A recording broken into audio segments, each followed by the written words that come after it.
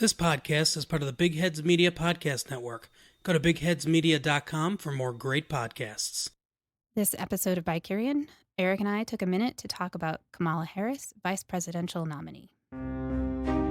Hi, I'm Erik. And I'm Aicila. And together we are the hosts of the BiCurean podcast. BiCurean is our answer to the polarizing culture we live in. Tired of feeling under siege and looking for ways to get involved? Then come be a part of a different way of thinking. Everything from politics to geek culture to current events that polarize us as a society, we explore multiple ways of looking at things. Welcome to the show. It's good to be here today.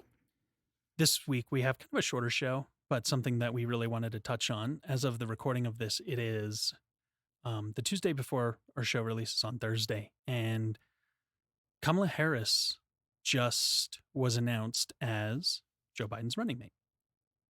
The vice presidential nominee. Yes. I think she has to be confirmed. They called her the presumptive nominee, so I don't know. In some ways, I think what it really comes down to is we need the primary. Like the main primary is going to happen now, the DNC, the RNC, when everybody does their delegate thing and actually officially promotes both Trump and Pence, as well as now presumptively Biden and Kamala Harris as they're the ones going to be on the ballot in November. So it's the last step. So it's like the rubber stamp from the convention. Right. That they're the official party nominees. We're super making this up. So if you're listening and you're like, that's not how it works, then you should comment. I'm not even going to put it in the notes.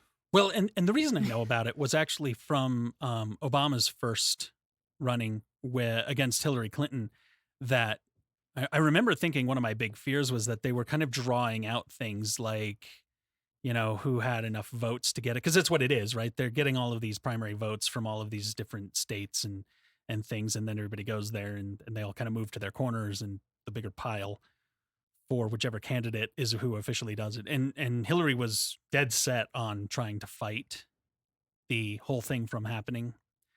And then finally ceded to Obama kind of at the end, like right at the end. And I remember thinking, ooh, this is going to be weird, right? Because ordinarily they'd shift the focus into the actual campaign, not trying to win the nomination. So, it's politics has always been, sort of weird.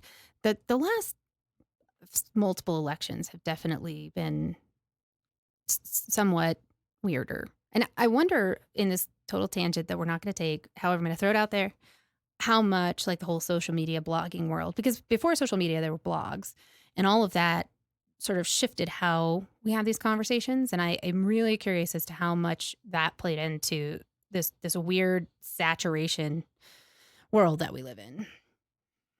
Well, I feel like running mate has always been a chance for any presidential candidate to fill in the gaps of maybe policy ideas that they feel weak on, or even just a simple way. And I do feel that way about this one in particular. It's a simple way for Biden to say, my record may not have reflected this, my thought process around certain things may not resonate with everyone who I'm hoping will vote for me, whether it's along party lines or winning swing voters. But let me show you a commitment I have to some of the ideals that I haven't necessarily enacted in my life by picking somebody who can show up and help me as my partner in this whole thing of running the country if I win the presidency, to take into account things that were not part of my initial running. Yeah. Well, and I'll say I am really curious to see how he manages the president-vice presidential relationship. It's something that I feel like I have experienced as often being very cold or separated, like it doesn't seem like there's a lot of interaction. However, he and Obama really seem to have a genuine camaraderie that, and maybe Pence and Trump do. It just, they seem very separated, right? Like they don't seem to really coordinate and they are, more singular in their orbits. Whereas it seemed like Biden and Obama had and maybe it's just I saw all those memes, but it did seem like they had a little bit more actual connection in being partners, and that gives me more hope that with this choice that we might actually see a woman of color in a genuine position of influence. Yeah. Well, and I think that's what I'm hoping, right? Because I mean, we could talk all day long about she was running for president as of 8 months ago. She was pretty deep into, when that field was huge for the entire, who was running for the Democratic nomination. Our clown car of candidates. Yeah, there was a ton of people, and I do remember, and I had the thought, I'm like, I do feel like if he were to pick somebody who was in that represented some of that stuff, because it did come down, eventually the pandemic sort of pulled away from the energy of it. I feel like Bernie might have had a chance to keep running, but he was slipping a little bit. And with the pandemic hitting, I mean, Bernie, first class, man, he absolutely kind of stepped out of it because it was not really a good time to make things contentious within the Democratic Party. And I was much more of a fan of Bernie than I was of Biden. So I do feel like in some ways him picking somebody that if he does have a partnership with, if he does actually listen to the things that she says and she can have an influence on the agenda and things like that. I mean, she definitely brings a whole different experience than what Biden's ever had to the table. Yeah, I mean, she's lived in a different world and worked her way into this world, and it's I definitely understand the criticisms of some of her history. I also, in some ways, I feel, and this is something we've discussed frequently, a lot more pragmatic about some of our options. The reality is, in my opinion, personally, so my reality in the world that I inhabit is that anybody who gets to this level is not going to be ideal. There's always going to be. I don't know how they're going to be clean. Right. There's always going to be something. As I've followed more and more politics and actually interacted with more and more politicians, especially in like the early parts of their career and the way that biting, scratching, cheating, stepping on somebody to lift yourself up, like that's just what politics is. And, we're talking another whole sidetrack show we could do about how we've created a world where that's what it takes to get exalted, to get to the point where I can get on this show and say Kamala Harris and people aren't like, who? Yeah. And even without that aspect, I do agree that also can happen. And early on, my own experience is having worked with a lot of advocates and community justice workers, as well as young politicians and new to politics politicians.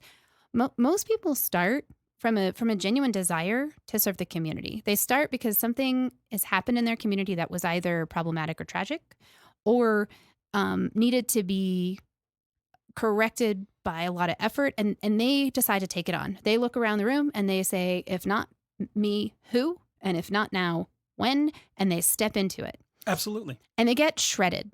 Absolutely. Like the first thing that happens is everyone immediately attacks them. Right. The minute they step in and they throw their hat in the ring, somebody gets down on them or attacks them or back, and I know it's a little bit what you were talking about. However, I'm not even sure I believe that the politicians themselves are responsible for it so much as that it's sort of this weird attack vector that we have, that. Well, it's politics. The politicians are the ones, but that's just as much because, whoever's running against them from the other side of the political aisle, and the media is going to go and dig stuff up. I mean, with the advent of the internet, to your point, like blogs and then social media, on one hand, I feel like in 2004 and 2008, those started becoming some of the dirtiest presidential and even down ballot, campaigns, like slamming people. And then it morphed over the last decade into false news stories or alarmist, propaganda being put out by fake organizations and maybe even Russia, who knows, to try to like really just denigrate people and shift focus from the current issues and who they might actually be as a person, and make it about the skeletons in their closet. Well, and here's an interesting distinction. And I know we're getting a little off Kamala, so we'll get back in a second. However, I was watching L Word Q Generation. Really good. Highly recommend it. And one of the plot lines is there's a woman, a lesbian woman who is running for mayor, I believe, of Los Angeles. I forget where the show is set. And she's doing so because her sister died of opioid overdose, and she really wants to get involved and address this problem. And as part of her campaign, she's having this conversation with her marketer, and it really struck me in this moment of like they're having this conversation, and she's an ethical character, and so her marketer's like, I think we need to do some ads, kind of talking about your opponent and the things that they're saying that aren't true. And her response is this very passionate, we're not doing attack ads and we're not doing negative campaigning. And I was like, oh, we have this dialogue in television and even in our own conversations, like a negative attack ads. And there's a distinction, right? Like, where is it a negative attack ad? And where is it pointing out a real discrepancy between what we want in a leader, what we want for our voters, and what this candidate is doing or what they have done? And I'm not saying I have the answer. I just realized in that moment of watching the show that it's really never actually, it's very unlikely that someone's marketer is like, we're going to do a negative ad. And the others are like, no, I'm not doing a negative ad.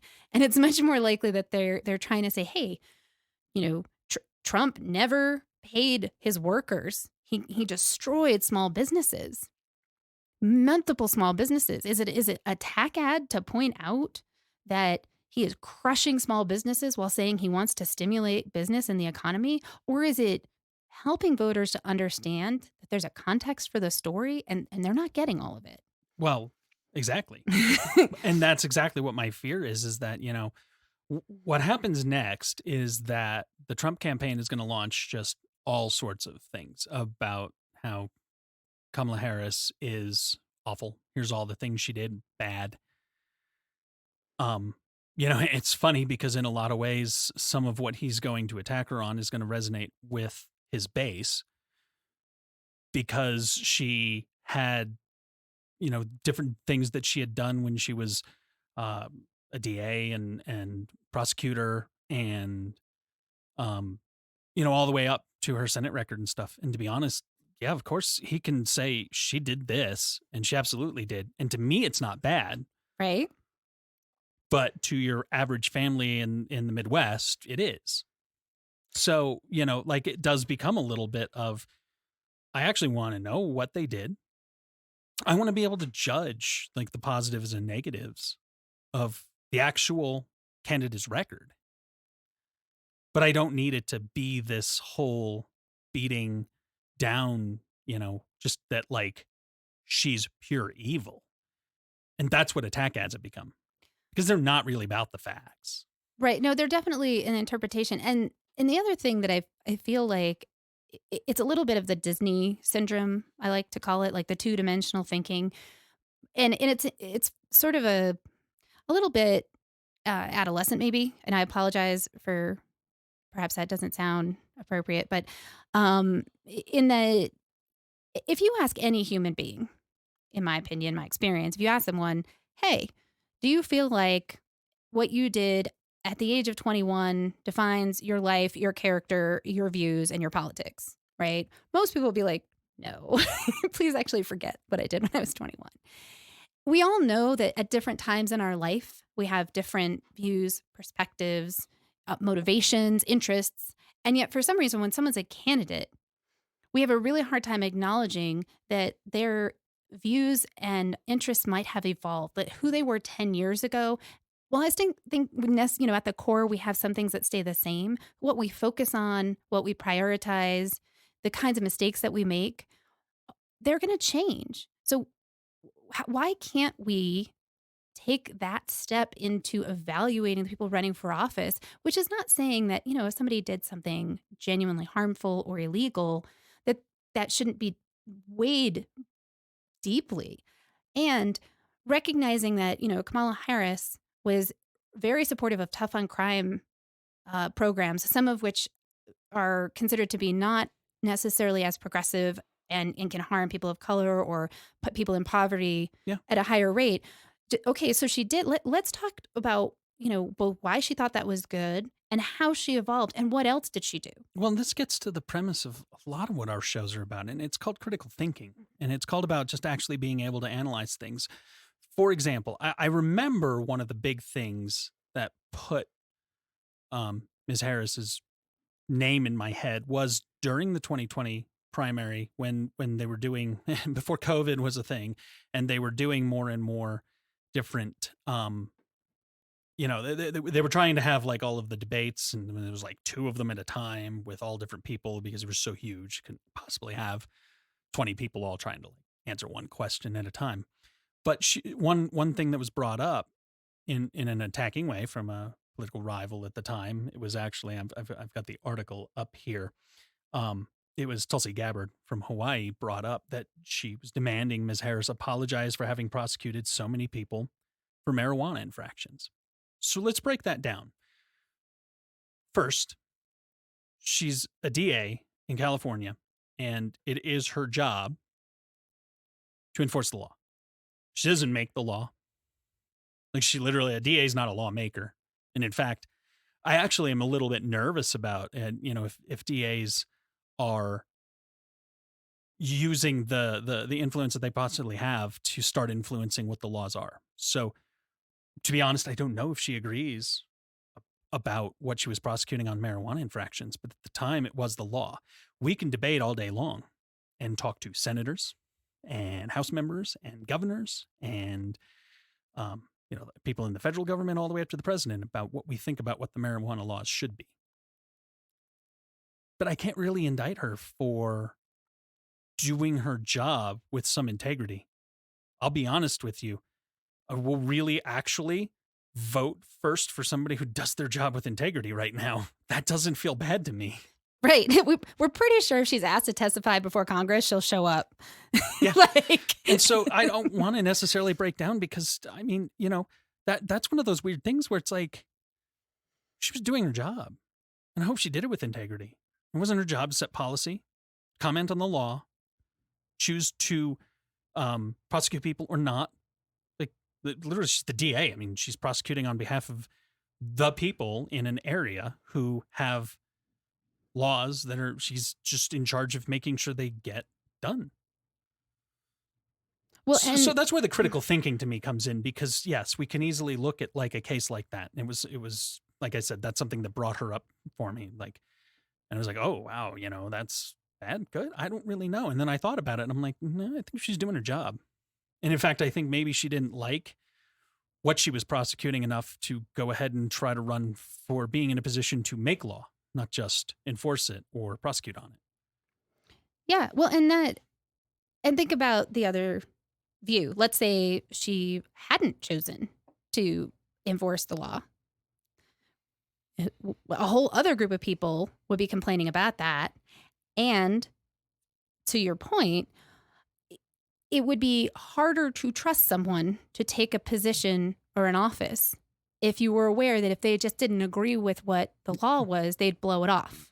I wonder, who's that remind me of? Who doesn't really like the way laws are and just keeps on like making this into the Wild West? I mean, if I had one complaint fundamentally about Trump, it's not even what we agree or disagree on, or anything more than his lack of integrity and his lack of ethics and his idea that he puts forward daily that the law just doesn't apply to him. Nor does reality. That he's above all of that stuff. Mm-hmm. That, it just doesn't count for him. No, I mean, what I want most right now in politics and in the world in general is some ethical behavior, some integrity, and just the knowledge that somebody that I would vote for, whether I agree with something they do or not, because I'm certain that when I fill out my ballot and vote for Biden, Harris, and if they win, I'm not going to love everything they did. And we'll have plenty to talk about, to debate the pros and cons of everything, no matter who wins. But I would love to see a shift towards integrity. Yeah. I mean, we should be able to expect people to do their job. So yeah, I think, that's really kind of just a little bit of a show that we wanted to do to kind of talk about, before we actually dive in, um, and start tearing Ms. Harris apart, because I mean, I admit I had to pull up her wiki page and start looking at her history. It was not first on my mind. I don't really know that much about her. She's not a senator from the state we live in. But I'm going to try to do it objectively. And I'm not going to immediately discount her as a good, potentially good politician until I actually kind of like take a step back and think about why she might have prosecuted certain things that didn't make sense or whatever. And after that, I'm going to do what we all have to do pretty much daily in life, which is hope that whoever ends up in charge has learned some lessons and will be a good person. Yeah. Agreed. Thanks for listening. If you have ideas, feedback, thoughts, please find us on social media. We are BiCurean on Facebook and Instagram, or give us a call at 303-578-9155 or email podcast@BiCurean.com. And if you enjoy what we're doing, please tell your friends about us and share the episodes that you find most interesting. Thank you.